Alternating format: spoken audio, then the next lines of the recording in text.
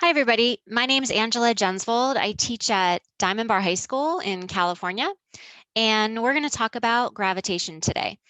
Gravitation isn't being tested. The content isn't being tested on the exam this year. Colleges have agreed to be flexible with accepting your AP scores this year, even though some of the topics won't be tested on the exam.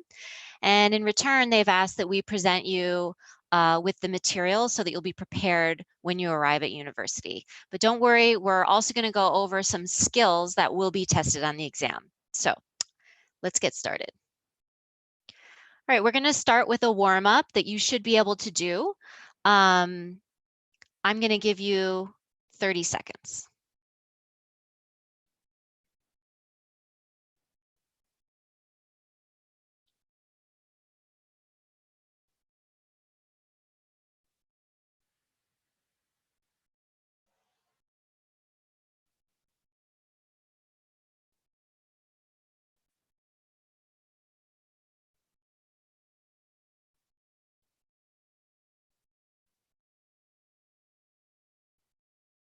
Okay, let's see. Let's start with a sketch. Let's sketch out what's going on.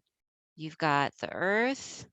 You have a physics student standing on the Earth. This is not drawn to scale. Well, when I start a physics problem and I can't figure out where to begin, which is usually the hardest part of any physics problem, is just getting started, I usually draw a force diagram. Okay, so this student is experiencing a force. A force is an interaction between two objects. And in this example, the two objects are the Earth and the student. So this is the force of the Earth on the student, okay? And we want to find the magnitude of that force.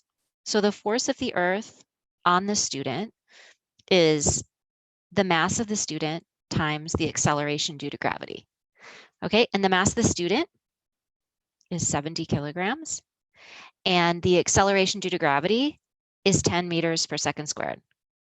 I know that the acceleration due to gravity is 9.81 meters per second squared, but if you use 10 on the AP exam, you're going to get full credit, and we're just trying to get the point across, okay? So we're going to use 10.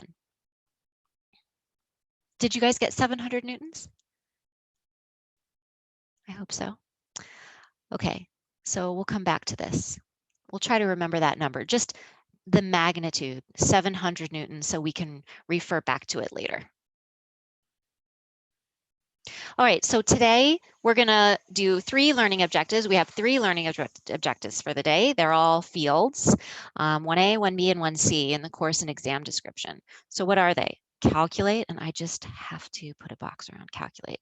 That is a skill that will be tested on this year's AP exam. That's what I meant when I said we're going to practice some skills that will be tested on this year's AP exam. So if you look at the back of the course and exam description, you're going to get verbs. You're going to get prompted for certain things in the questions, and you need to know what those prompts mean. So what does calculate mean?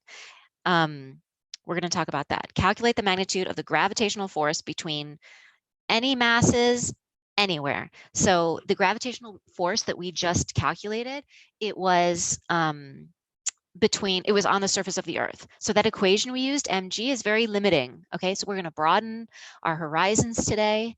Hope you guys are excited. So the second one is calculate the value for g on the surface of the Earth. We already know that that's 9.81 meters per second squared. But what if we had something that was much farther away from the center of the Earth? What if it was a satellite? What if we wanted to calculate G on another planet or any other planetary objects? We're going to learn that today. And we're going to focus on this skill, calculate. Okay. The third learning objective is totally different, has to do with gravitation, but the skill is describe. That's very different than calculate. Describe, we'll talk about what that means, but describe in a qualitative way the motion of an object that's falling, and it starts very far from the Earth's center. And then it reaches, maybe, let's say it reaches the Earth's surface. The point is that G is not constant. I know up until now, we usually say G is constant. It's always 9.8. Well, guess what? It's not always 9.8 meters per second squared because you're not always at the surface of the Earth. So we're going to take that case into consideration. Okay. Now we got to talk about what these verbs mean. Calculate means perform mathematical steps. These definitions are from the back of the course and exam description. The steps. So you don't just put your answer, you have to show your steps. So that's what calculate means, is we want to see your thought process. To arrive at a final, of course, you're going to put your final answer. Okay. You would have done that, I think, anyway. People are usually very focused on that, including algebraic expressions. Don't just start plugging numbers in from the beginning, okay? Put your equation and then solve for the unknown and then plug your numbers in, okay? You'll substitute the numbers and don't forget your units, at least in your answer, if not everywhere else, but at least in your answer. And sig figs. Sometimes calculate is phrased as what is. So if you see what is, just assume that's a calculate. Okay, and then describe is qualitative. So describe basically means using words, okay? Using words to describe what's going on. Okay, so those are 2 verbs that you need to know. All right, so we're going to start with Newton's universal law of gravitation. So like I said earlier, when we did the gravitational force on the physics student, the equation mg was only valid in that case because they were at the surface of the Earth. So this equation you can use anywhere in the universe. So what does this equation say? It says that the attractive force between any 2 objects is proportional to the product of their masses. And then the tricky part is in the bottom. It's inversely proportional to the square of the distance between their centers. The centers. So this R here is the distance between the centers of the 2 objects. Okay, that's the important part to remember. Okay, I hope you wrote that down. Did you get the constant? It's on the equation sheet, but we're going to use it. So I hope you wrote down the equation and the constant. Okay, so I'm going to give you this problem to see if you can try, just attempt to use the equation appropriately. And it's just for fun, okay? So if you don't get it, it's fine. But I just thought, I just want to see if you can try it, if you can do it yourself. So I'm going to give you 1 minute.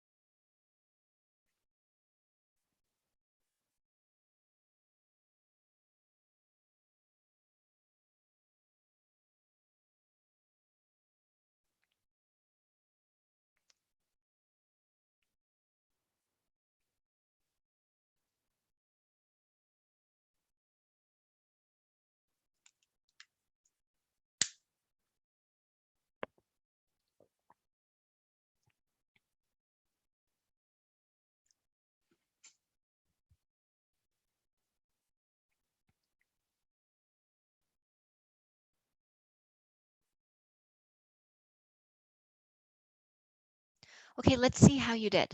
So again, I prefer to start with a force diagram. So let's draw the force we're looking for. We want the force of object 2 on object 1, right?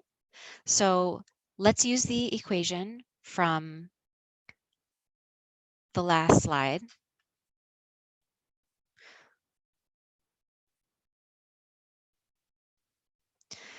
Now, the equation says over r squared. The hardest part of this problem is figuring out which r, like which distance are we going to use? Did you guys pick r1, r2, or d? I'm really hoping you chose D, because in the equation, r is defined as the distance between the centers of mass. Okay, let's plug it in.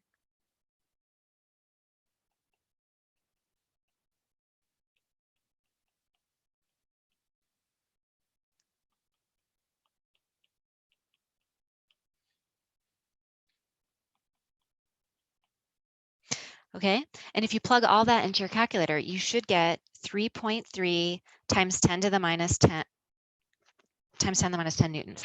Wow, that's a really small number. Do you remember when we calculated the gravitational force on the physics student and it was 700 newtons.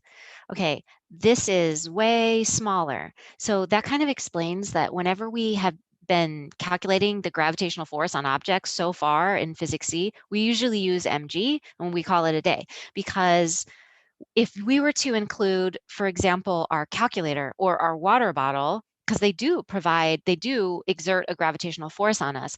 But if you compare 700 newtons, which is how hard the Earth is pulling on us, to 10 to the minus 10 newtons, which is how hard, let's say, a book is pulling on us, then it's just negligible. So it's just nice to look at your answers, your numeric answers, and try to make sense of it whenever you can. Okay, I hope you guys were able to get that answer.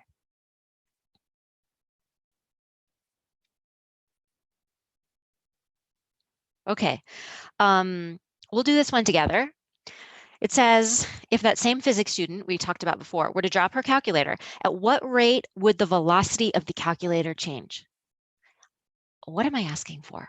At what rate would the velocity change? Do you know? I'm asking you for acceleration. Did you guys get that? Specifically, I'm asking you for the gravitational acceleration. Okay, if you think about when we were talking about that physics student, they're at the surface of the Earth, so it's appropriate to use the equation mg. But you know the universal gravitation constant, you can use it anywhere. So you can certainly use it on the surface of the Earth. So let's try equating those two.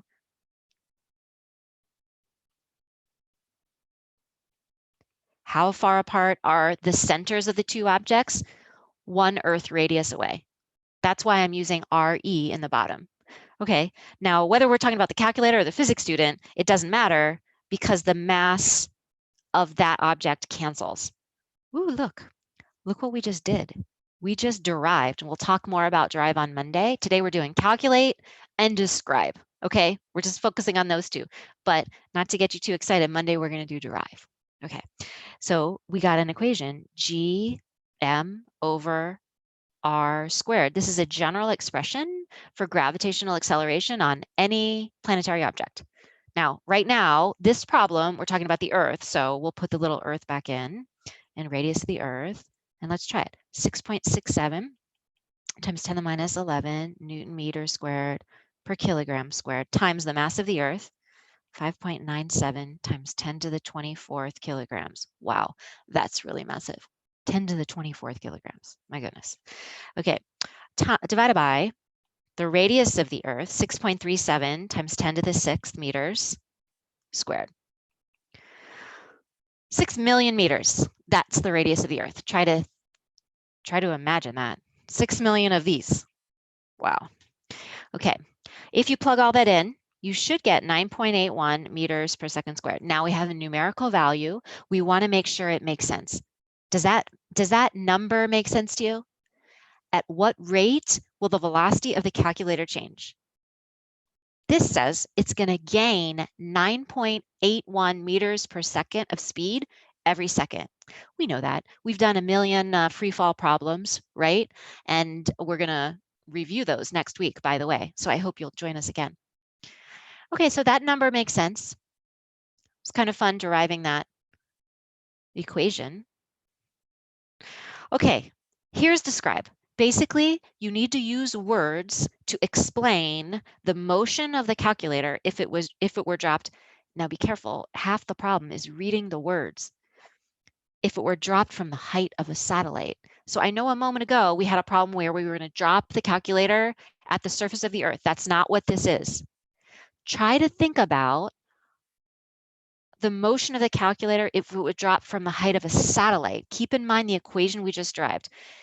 Just try it for fun. If you don't get it, it's fine. I'm going to give you 30 seconds.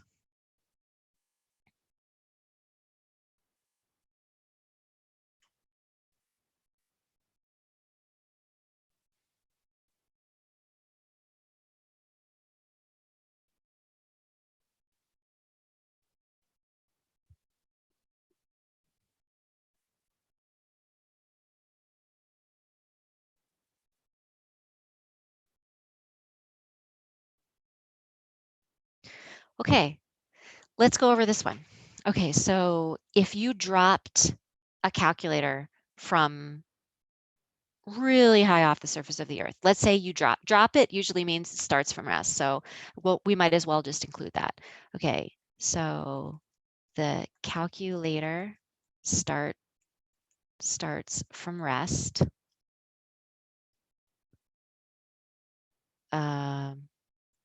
And after you let it go, it's going to speed up, right? So I'm going to say it gains speed. So far, this is not really any different than if we were to describe the motion of a calculator if we dropped it at the Earth's surface. So what's different? What's different? So what I'm going to say, I'm going to go back to this equation we just derived. I hope you wrote it down or you remember anyway, right? This is what we just derived. Okay, so what's happening as you drop that calculator?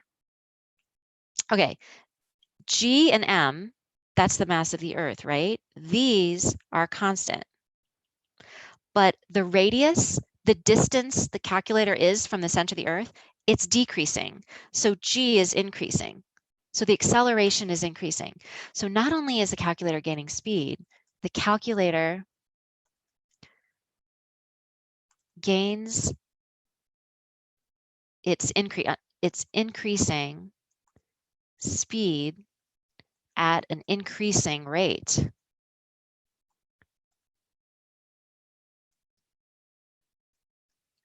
This is due to an increasing acceleration due to gravity if you, let's say, G is inversely proportional to R, so R squared. So as, you guys are going to have to type for the AP exam and, just do R caret 2. If that crosses your path, I don't know if it will, but just do R caret 2. We'll know what you mean. Don't waste time trying to find that superscript. I'm not saying you'll have to do this. This is how I would communicate. G is inversely proportional to R squared. So as R decreases, G increases. All right, so we've described the motion and then we've backed up our claim with referring to the equation we derived. So, okay, so the calculator is going to increase speed at an increasing rate. It would be kind of fun to do some graphs of that, but that's not what describe is, so we're not going to do it.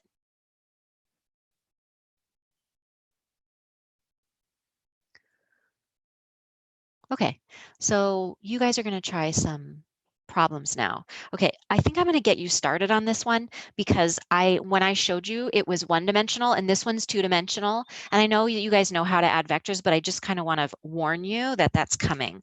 So I'm just going to help you get started and then I'll give you some time to do it. You want to get the sum of forces on object 1. So what you're going to need to do is get the force of object 3 on object 1, and then you're going to have to get the force of object 2 on object 1. Okay, do that first, and then add the vectors together. Okay, I'm going to give you a minute and a half.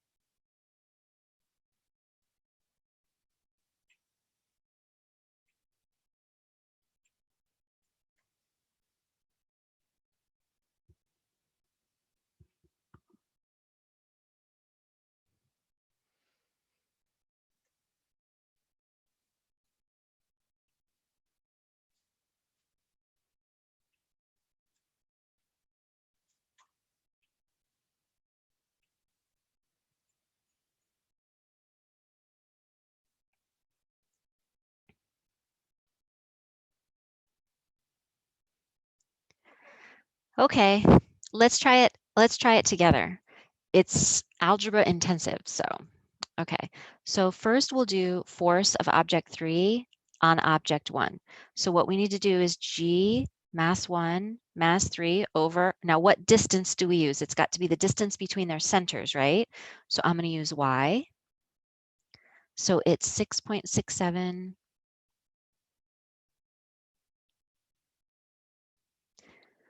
times the two masses, which is 3 kilograms and 1 kilogram, divided by the distance between them squared. Okay, if you calculate all that out on your calculator, you should get 5 times 10 to the minus 11 newtons. Okay. Now we got to get the force of 2 on 1.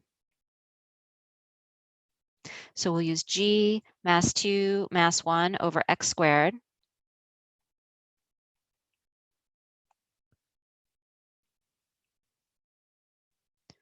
So that would be 2 kilograms times 1 kilogram all over the distance between them, 3 meters squared. If you plug all of that into your calculator, you should get 1.48 times 10 to the minus 11 newtons.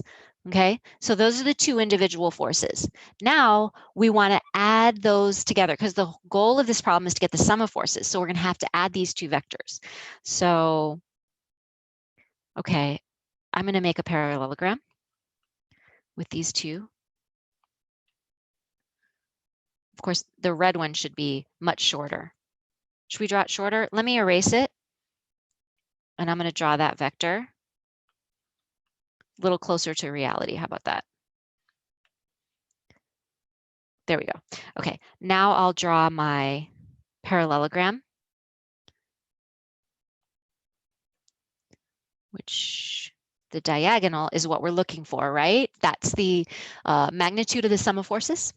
Okay, so we will do the magnitude of the sum of forces is equal to the square root of, well, that might have been, I got a little too excited about my square root symbol, f of 2 on 1 squared plus the force of 3 on 1 squared.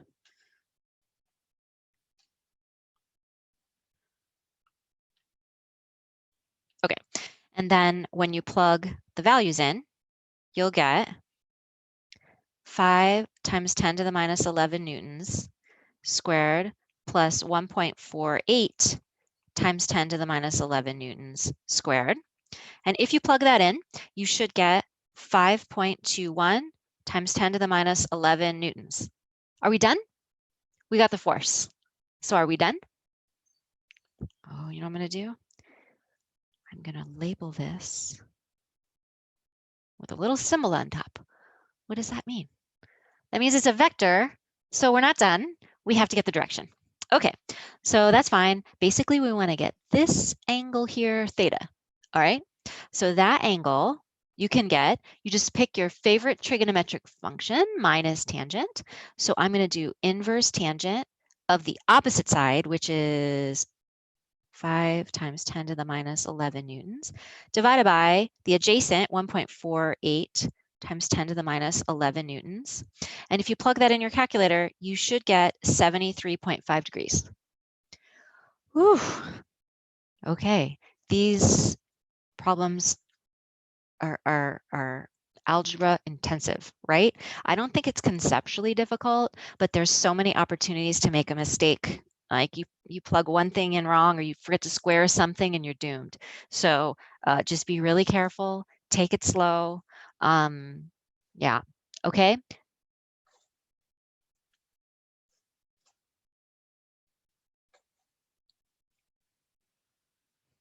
Okay.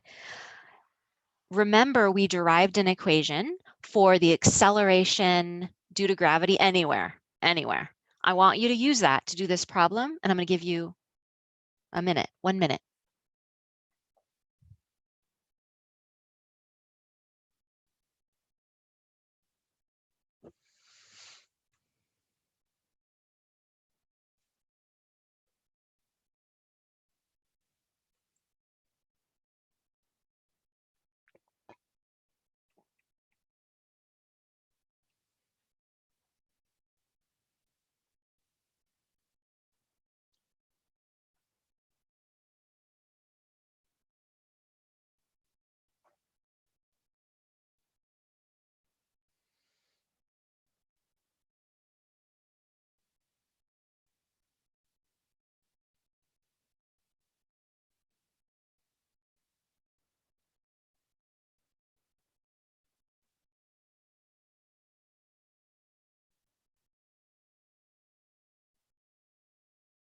Okay, let's see how you guys did. If you remember, the equation is gm over r squared. And we're talking about the moon, right? Surface of the moon. So we use the same constant. The constant is universal, Newton meter squared per kilogram squared. And then we're going to use the mass of the moon, 7.35 times 10 to the 22 kilogram, divided by the radius squared. Okay, if you plug that in, I hope you guys got 1.62 meters per second squared. Now it's time to look at that number and try to make sense of it. Does it make sense?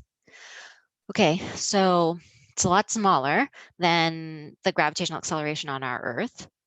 Does that make sense? Well, when you think about videos, I'm sure you've seen videos of astronauts on the moon, and their hang time when they jump in the air is a lot longer, right?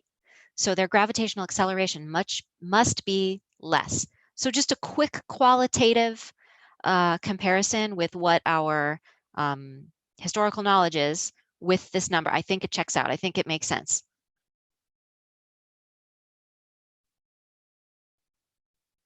Okay. Okay, this is a tough one. I want you to try it though. Okay, just give it a shot. You've got two objects. They're separated by 2 meters.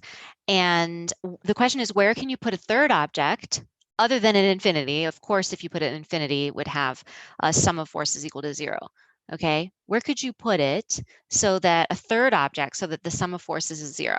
Make sure you draw a diagram, okay? I'm giving you a minute and a half.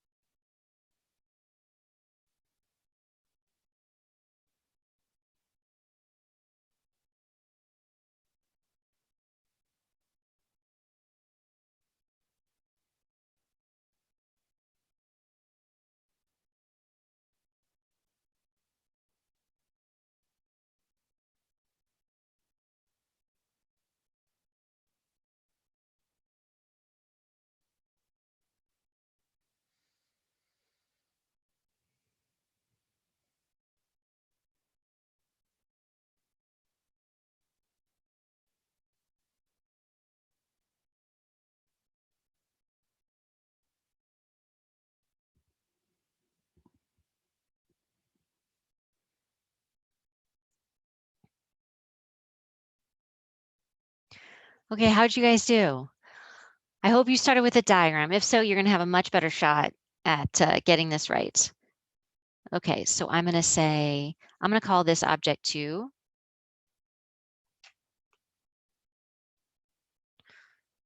Oh, I just erased it. This is 2 kilograms. I'm going to call it object 2. I'm going to call the 3 kilogram object 3.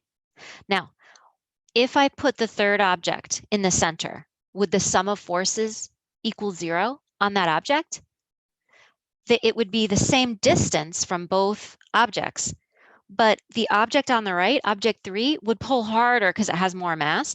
So I'm just gonna conjecture that maybe we need to put our unknown object, object 1, a little bit closer to the 2 kilogram, okay? And if we're wrong, then it'll come out in the math. That's no problem. But let's just try it. Okay, I'm gonna call, because it says, where could a third object be placed? So our answer is probably gonna be like this far from the 2 kilogram or this far from the 3 kilogram. So I'm just gonna call the distance between the center of the object 2 and object 1, I'm gonna call that x, right? And you know that the total distance between the centers of the 3 and the 2 kilogram object, It's 2 meters, right? So that means that this distance between object 1 and object 3 is 2 minus x, right? That's probably one of the trickiest parts of the problem. The rest of it is just ugly algebra, but you can do that. But this is the reasoning. This is the main reasoning. Okay, so what are we looking for? What condition are we looking for? We're looking for the condition when the sum of forces is equal to 0, right? When the sum of forces on object 1 is equal to 0. So that means we want the force of object 3 on object 1 minus the force of object 2 on object 1 to equal 0, right? Okay, so what we will do is say G M2 M1 over how far apart are M2 and M1? We called that X. Equals G M3 times M1 over how far apart are object 3 and object 1? That's 2 minus X. Don't forget to square it. Okay. Did you notice that I didn't give you the mass of object 1? A lot of times in physics problems, if you aren't given something, you don't need it. So guess what? It cancels, G cancels, okay? And now I'm going to do a little rearranging, okay? So I would get 2 minus x squared over x squared is equal to m3 over m2, okay? Hope you're okay with that. It's just a little algebra rearranging. Now I'm going to take the square root of both sides, okay? So that means the left side would be 2 minus x over x is equal to square root of 3/2, which by the way is 1.22. Okay, follow me. Follow me over here, please.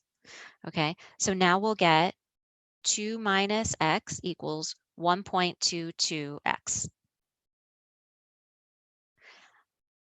Let's add x to both sides, and I'll get 2 equals 3.22x, right?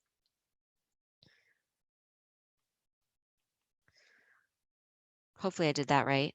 So then x is, well, I have to calculate that. Let me see. I think I did it wrong earlier. 3.22 divided by 2. No, okay, here's what happened. Here's what just happened. I got 1.61 meters. I know I've made a mistake. Okay, so this is why, you know how we've been doing this lesson and we've been checking all of these, like we get to our numerical value and we want to make sure it makes physical sense first before we move on. This is why. I don't know what I did. I'll bet you guys know, you're watching. I didn't do this on purpose, but you guys probably see my mistake. This is where I need my students. They always tell me where I messed up. It's something in the algebra. I don't know. It's something really easy. I'll bet you guys can see it. Did I take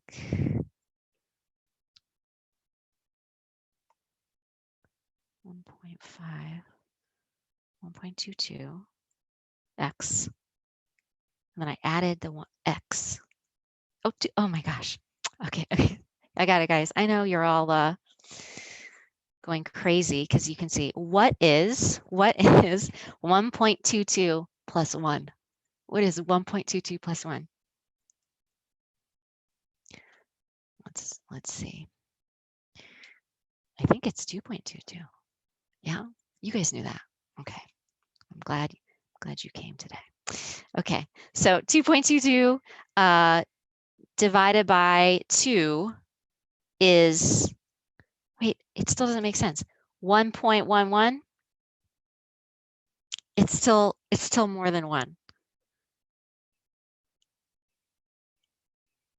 It doesn't make sense. 2.22 divided by 2. Have I made another silly mistake?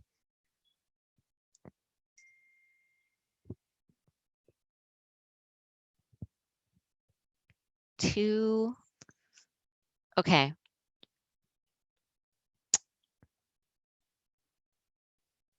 I don't, okay. 1.22. So then I have 1.11. I don't know, you guys. When I did this problem earlier, I got 0.9 meters, which makes sense because it should be closer to the 2-kilogram object. I'm sure you guys are able to see what I've done wrong, probably another silly algebra rule, an algebra mistake, but I don't see it. So once I erase this, I can't come back to it. Do you know what? This will be your homework for tonight. Find my mistake, because we're going to meet again Monday and we're going to talk about gravitation. So this is a nice little homework problem for you. Find my mistake, because it should be less than 1, right? X should be less than 1. I don't know. I got 0.9 earlier. Okay.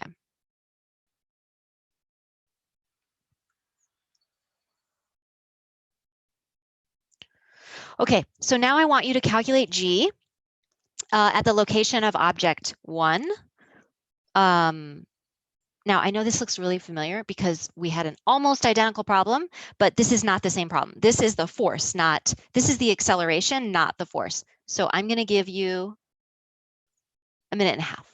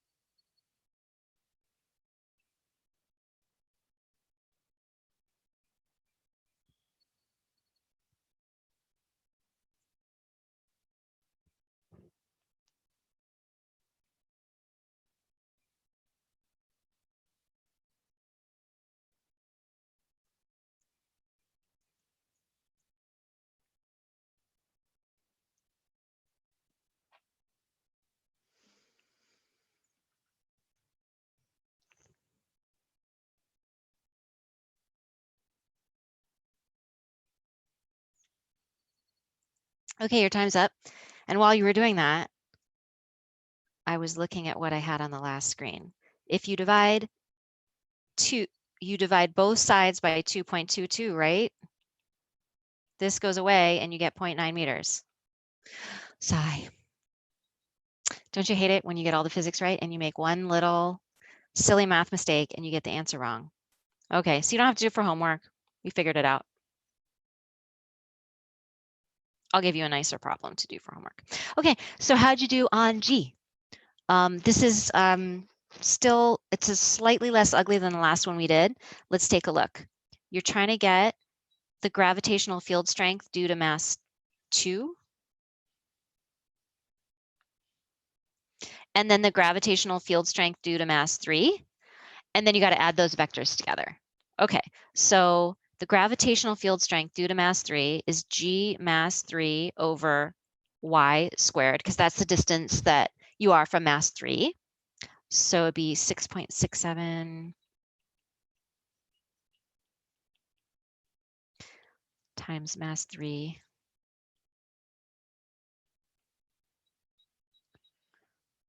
2 meters squared. Okay, if you plug all that in, you should get 5 times 10 to the minus 11 meters per second squared. Wow, that's a very small gravitational acceleration, isn't it? Okay, now find G due to object 2. That'd be G mass 2 over x squared. 6.67 times 10 to the minus 11 Newton meters squared per kilogram squared times 2 kilograms divided by the distance, 3 meters squared. Okay, so you get 1.48 times 10 to the minus 11 meters per second squared. Okay, so we have those two gravitational field strengths due to object 3 and object 2. So now what we want to do, and again, I think I'm going to make my G2 vector more representative of the magnitude. So I'll just do this. And then what I want to do is make a parallelogram and get the diagonal of the parallelogram, and that'll be my resultant vector, my resultant gravitational field. So I would say G is equal to the square root of G2 squared plus G3 squared. So if you plug it in, you'll get 5 times 10 to the minus 11 meters per second squared plus 1.48 times 10 to the minus 11 meters per second squared, and you should get 5.2 times 10 to the minus 11 meters per second squared. I don't know if you remember, but this is the exact same numerical value we got for the sum of forces. How could that be? Let's think about that. Okay, so in the beginning, we did gravitational force equals mg, right? And we just calculated g. In the other problem, when we got the sum of forces, what was mass? 1 kilogram. So that's why they're numerically equivalent, but conceptually they're different. One is gravitational force vector and the other is gravitational field vector. Speaking of vectors, we're not done. We've got to get this angle here, theta, inverse tangent of, can I just do 5 over 1.48? Aren't the negative 11s going to cancel? Is it okay with you? That should be 73.5 degrees. Now, I'm glad it checks out, but didn't we already know that it was 73.5 degrees? Because isn't force and acceleration, they're always in the same direction, right? Because of Newton's second law. So this numerical value makes sense. Okay.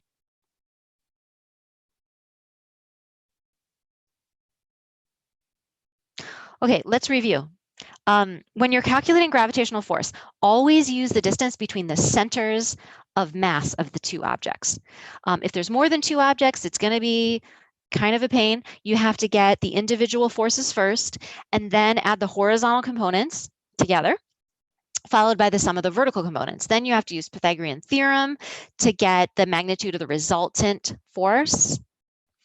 And then you got to use your favorite trigonometric function to find direction. That was our first learning objective, right? The force. Now, to get the field, you're going to use this equation, which we derived together. And don't forget that r is the distance from the center of the planetary object, whatever object you're using. So if you're not calculating the Earth, you would just, in this equation, instead of using mass of the Earth, you would use the mass of whatever planetary object is under consideration.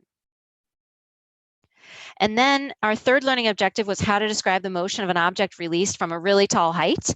And we said that the acceleration would not be constant, which is new.